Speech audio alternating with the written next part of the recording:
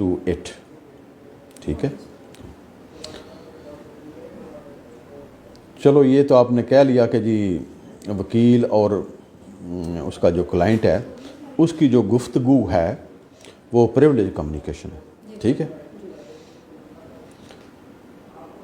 جو فی طے کی گئی ہے by the advocate with his client whether this is also a privileged communication.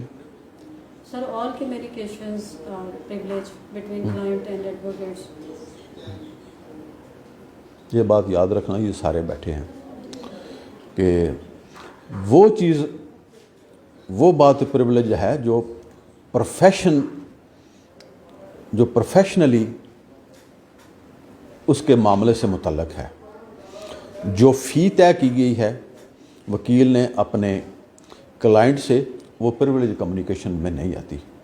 وہ یہ آتی ہے کہ کوئی ملزم یہ کہتا ہے کہ میں نے یہ جرم کیا ہے, میں نے یہ قتل کیا ہے, یا میں نے چوری کی ہے, اب آپ میرے وکیل ہیں, آپ مجھے بچاؤ.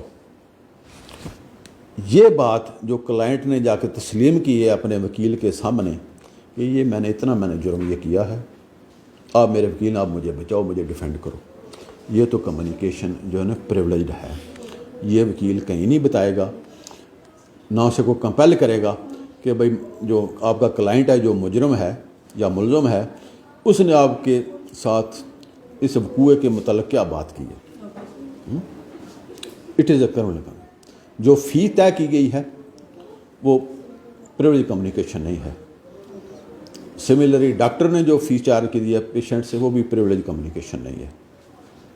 وہاں البتہ جو بیماری ہے اسے کہتے ہیں کہ اسے ٹی بی ہے یا اسے بلڈ کینسر ہے, تو اٹ از پریولیج کمیونیکیشن. یہ کسی اور کو نہیں بتائے گا, صرف مریض کو بتائے گا, یا مریض کہ جی میرے پیرنٹس ہیں ساتھ آئے ہیں, میرا والد ہے یا میرا ہسبینڈ ہے, یہ اس سے مطلب چلو الگ بات ہے.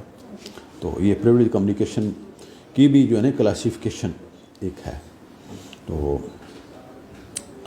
اچھا چلو یہ ہو گیا کہ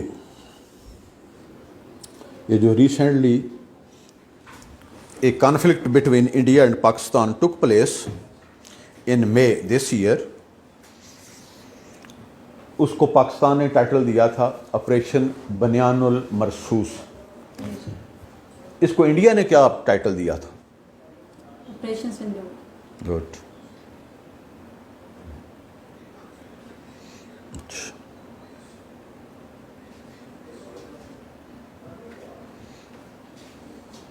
اچھا, جینڈر آف چارجز آپ نے سی آر پی سی پڑھائی ہے. جینڈر آف چارجز وہ کیا ہے؟ سر اگر 1 سال کے اندر جو ہے ود ان 12 months اگر کوئی آفینس کمٹ ہوتے ہیں سیریز میں تو ان کا جو ہے چارج اکٹھا ہو سکتا ہے. ٹھیک ہے. اگر سیم نیچر کے آفینسز ہیں وہ ایک سیریز میں آ رہے ہیں تو ان کے بھی چارجز جو ہیں وہ اکٹھے ہو سکتے ہیں, ان کو بھی ایک ہی چارج میں جو ہے. اچھا, کامن انٹینشن اور کامن آبجیکٹ میں کیا فرق ہے؟ سر جو سیکشن 34 ہے وہ کامن پی پی سی کا, وہ کامن انٹینشن کو بتاتا ہے. وہ یہ کہتا ہے کہ جو کامن انٹینشن ہے وہ at the spur of moment نہیں بن سکتی.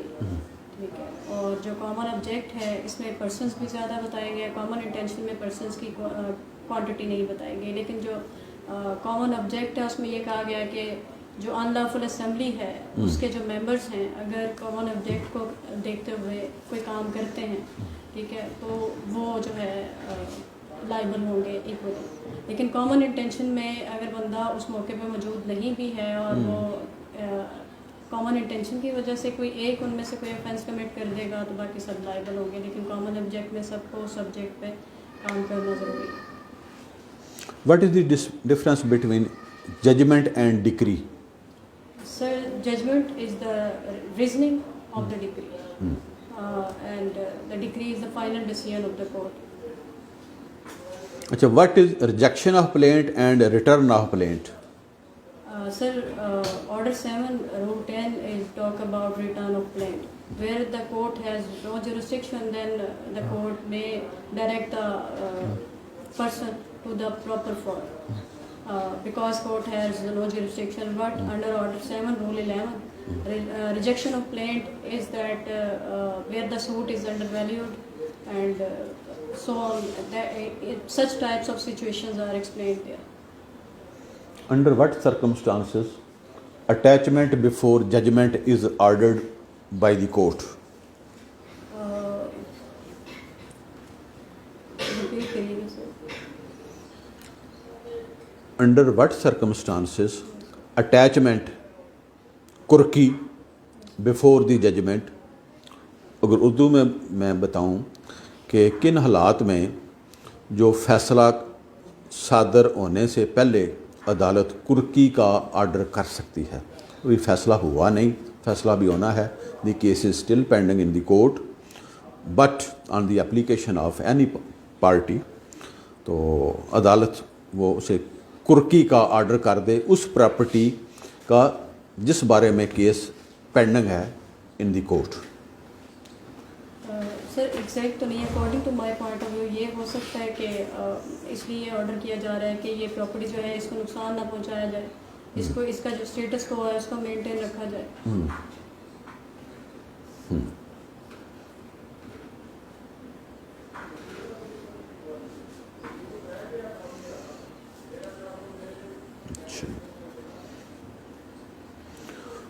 अपील और निगरानी में क्या फ़र्क है? अंडर सीपीसी मैं बात कर रहा हूँ सर। सीपीसी का सेक्शन जो 96 एंड 100 है वो अपील को डील करते हैं, फर्स्ट एंड सेकंड अपील। अगर कोई सिविल कोर्ट पे फैसला करेगी तो उसके खिलाफ जो है वो डिस्ट्रिक्ट कोर्ट के पास अपील जाएगी।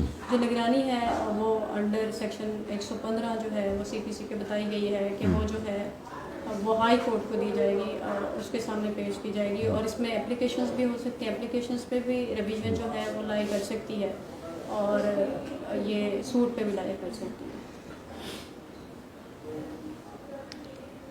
The offences committed under PIRA Act are bailable in nature or not bailable? Sir non bailable है और कॉग्निजेबल है। Cognizable offence.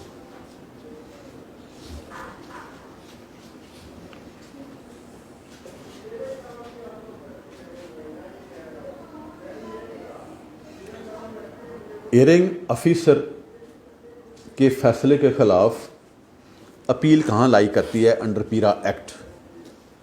Commissioner. Commissioner of which division? Sorry sir, of the concern division.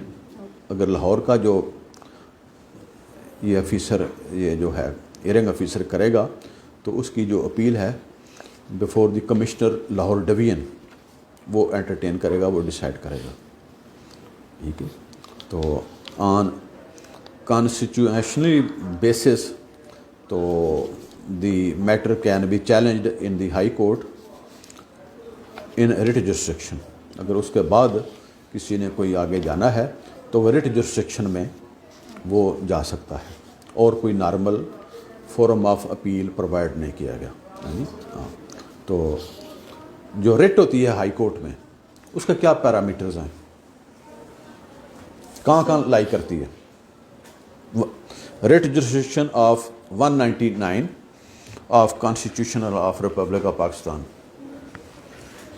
Sir, if the question is where there is no alternate remedies available, then